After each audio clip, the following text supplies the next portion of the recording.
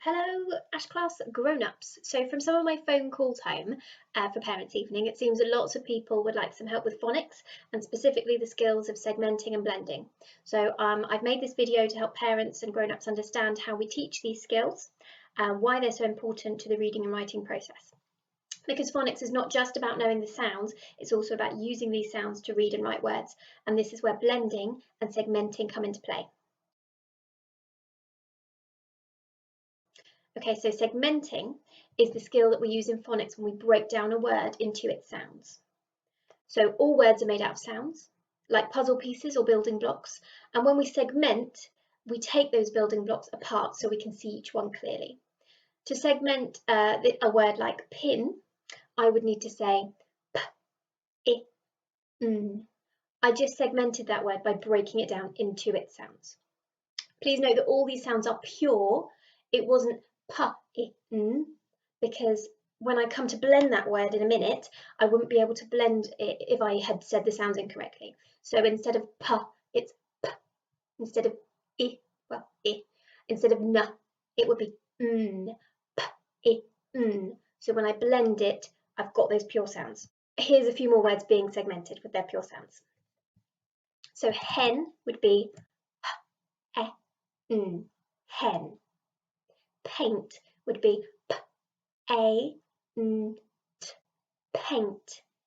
So we begin with verbal segmenting, that's saying the words out loud, and after they have learnt the graphemes or the letter shapes to match each sound. So the grapheme to go with t would be obviously that. So that's the grapheme, the written letter shape. After they've learnt those, then they're ready to begin to use segmenting to write words.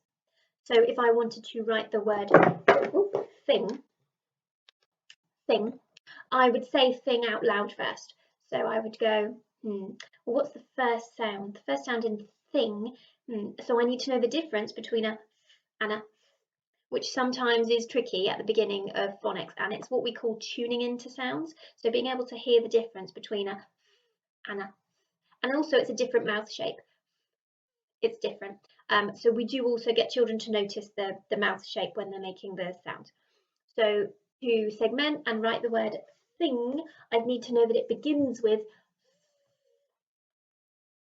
So you would do this verbally first, but then you could also, once they know that that matches the sound, then they can start to write.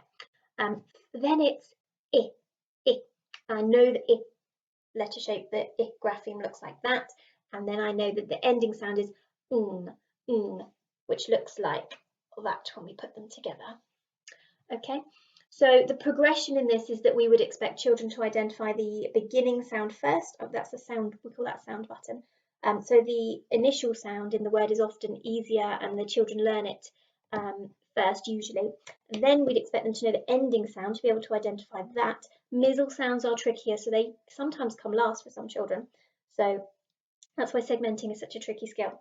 So with those sound buttons, notice how I've just used one sound button for the sound, even though it's two letter shapes, because it's one sound. Same with the So now I've segmented that into its sounds. It makes a I, You could even press the buttons with your children and get them to make those sounds. You could even do it backwards, I, just to check they can read those sounds. So you could also do it in a box. So you can use what we call a phoneme frame, where each should really be called a grapheme frame because they're graphemes, not phonemes. But so you could say has got three sounds. So what's going to go in that first box? It's the same really. It's just another way of doing it. Okay. And we always get them to read back to check. Sound buttons are a really good way of doing that. Okay, and we can make them to check back, make sure that actually all the sounds that I say in are there on the page. So you really, really break it down for them and check that they're happy with what they've written. Next, after segmenting, is blending, although they are taught in conjunction at the same time. They kind of, you can't really do one without the other. But blending is another important skill in phonics that children sometimes find trickier than segmenting, or they often do actually.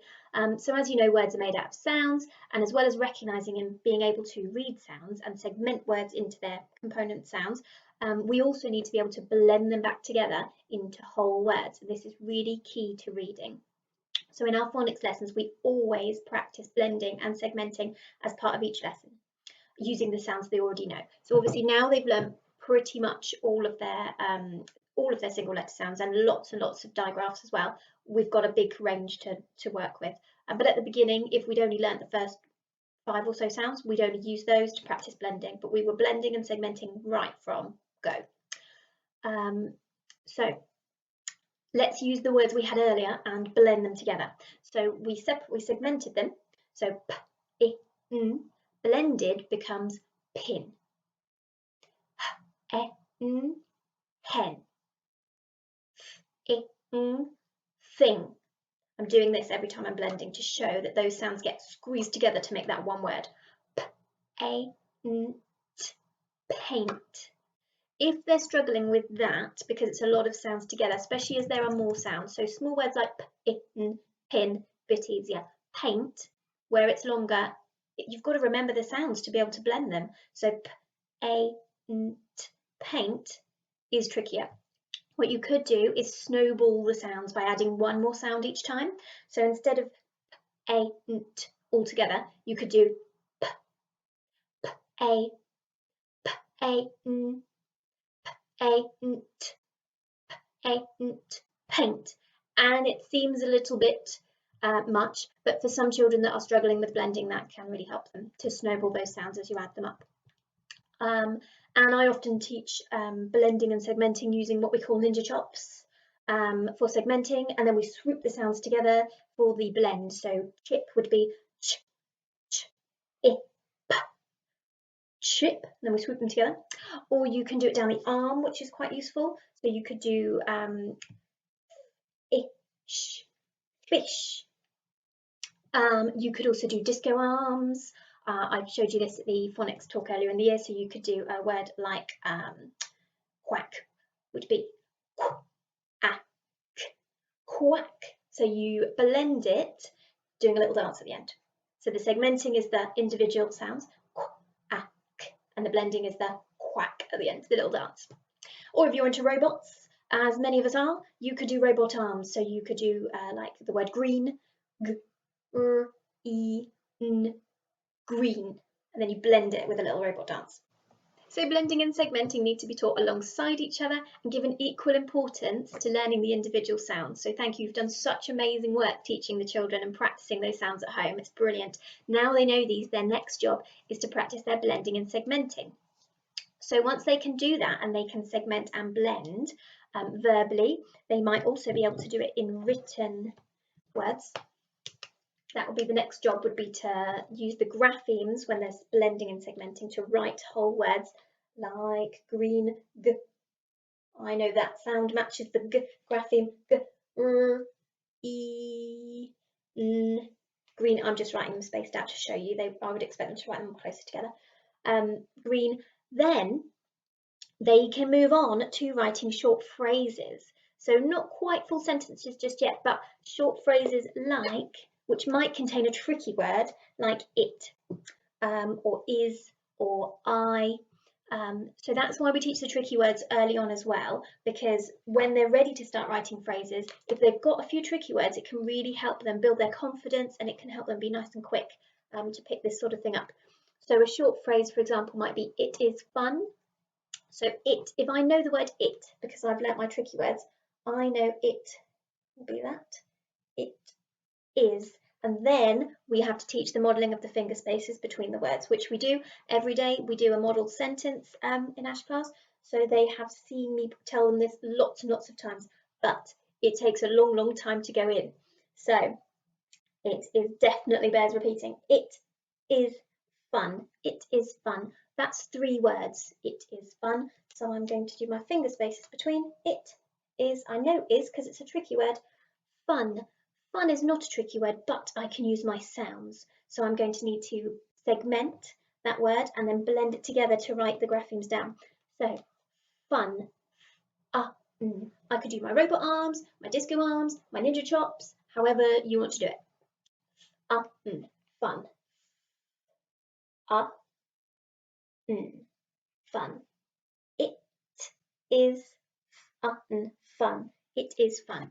Okay, so what I'm getting at is that phonics is not just the sounds, it's a combination of learning the sounds, blending them, segmenting them, and some tricky words thrown in. And only then will children be ready to begin to write in full sentences. So I did a model sentence write on the 3rd of April for the spelling practice lesson. And if you'd like to see how we model a full sentence, a bit like that, but more, it's more year 1 type level for the confident writers. It looks a little bit mad and slow paced, but there is method behind it. So if you want to watch a model sentence write, there's one on there, 3rd of April. With children of this age and at this stage of development, the most important thing is to keep it short, sharp, and most importantly, fun. If it's not enjoyable for them and for you, then just stop and go back to it later. It's a magical, wonderful adventure to go on with your child, so just enjoy it and work at their own pace. I hope this video was useful. Please do get in touch if you need help with anything else. I'm always at the end of an email. Take care. Bye.